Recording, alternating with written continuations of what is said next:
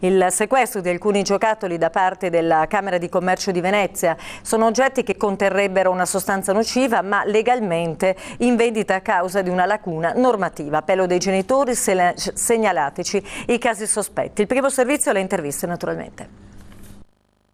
Torniamo alla cronaca. Per sfuggire al controllo dei carabinieri ha ingoiato la droga che stava per spacciare. Un ventenne di Castelfranco è stato arrestato e condannato ad 1 anno e 2 mesi di reclusione. È accaduto domenica notte in un lotto-locale notturno di Jesolo. Il giovane per questo ha anche rischiato di morire. Sentite il servizio. E finisce qua il nostro telegiornale, non ci sono altri aggiornamenti. Grazie per l'attenzione e naturalmente vi auguro una buona serata. Arrivederci. E ora la politica, la Lega Nord non è finita, dobbiamo ripartire dai problemi veri del territorio e del lavoro. Così il segretario provinciale del Carroccio Diego Bello analizza con lucidità la sconfitta del suo partito alle ultime elezioni amministrative e punta ancora forte su Tosi. Sentiamo.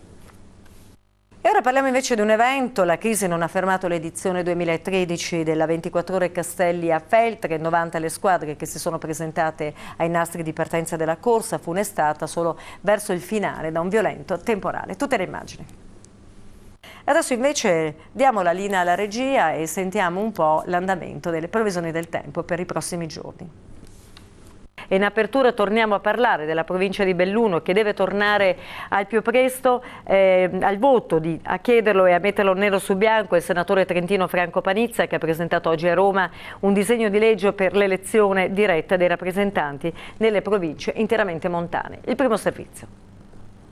Ed è in uno scenario drammatico che il comune di Feltre decide, obtorto collo, di aumentare le tasse ai suoi cittadini. IMU e IRPEF, le uniche voci riviste in rialzo per sanare uno sbilancio di 1 milione di euro circa, frutto di scelte definite legittime ma irresponsabili della passata amministrazione. Sentiamo i dettagli e le interviste. Parliamo ancora di sport. Il Belluno Calcio cambia pelle, è una società rinnovata nella quasi totalità, quella che si è presentata oggi alla stampa. Allora guardiamo le immagini.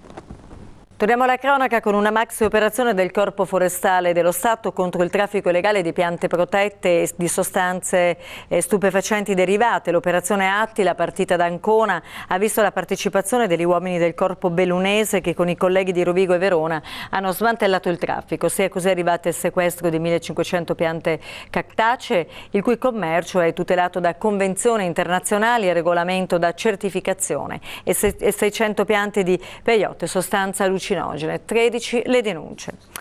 Adesso invece diamo la linea alla regia per le previsioni del tempo, noi però vi aspettiamo. E gli industriali del Veneto, dopo anni di richieste inascoltate alla politica, non aspettano più, decidono di crearsi da solo delle strutture e dei servizi. L'Autauto è partito dall'Assemblea di Confindustria Treviso e Belluno. Sentite allora i dettagli.